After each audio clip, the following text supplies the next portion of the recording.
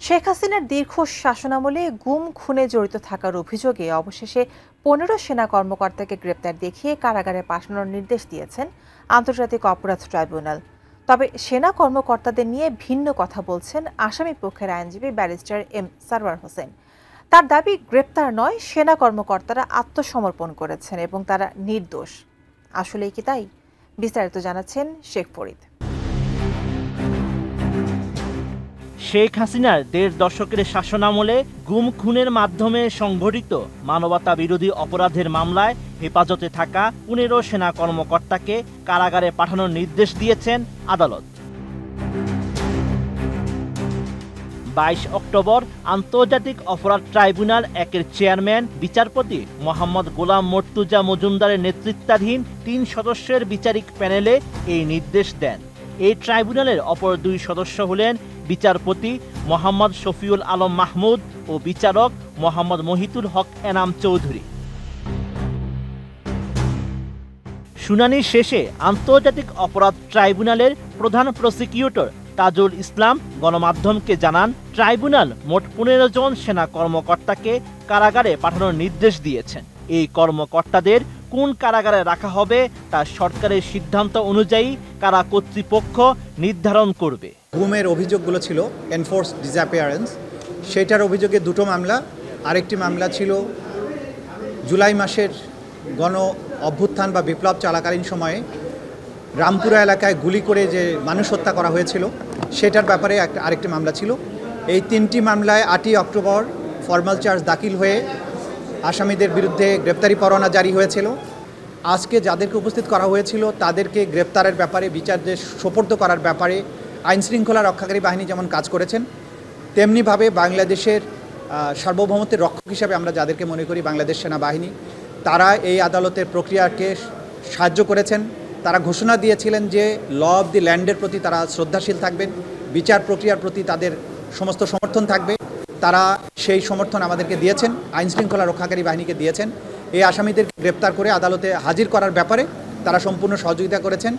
এটা আইনশৃঙ্খলা রক্ষাকারী বাহিনীর মাধ্যমে আমরা জানতে পেরেছি। সুতরাং দেশপ্রেমিক সেনাবাহিনীর ব্যাপারে যে সমস্ত অপপ্রচার যারা করেন তাদেরকে আমরা বলবো অপপ্রচার করবেন না।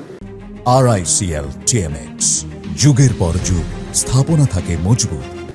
ল অব দি ল্যান্ড এবং বিচার প্রক্রিয়া একটা রাষ্ট্রের সভ্যতার মাপকাঠি নির্ধারণ করে।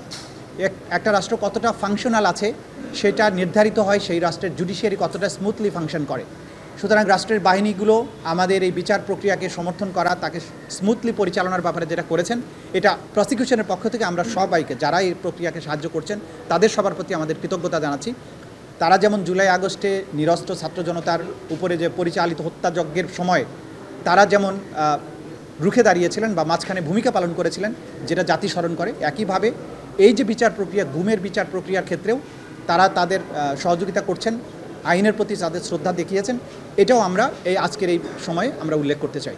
কারাগারে পাঠানো সেনা কর্মকর্তারা হলেন র্যাবের সাবেক অতিরিক্ত মহাপরিচালক brigadier general Mohammad Jahangir Alam, brigadier general Tofail Mostafa Sarwar, brigadier general Mohammad Kamrul Hasan, brigadier general Mohammad Mahbub Alam, brigadier KM Azad, colonel Abdullah Al Momen ও কর্নেল আনোয়ার লতিফ খান।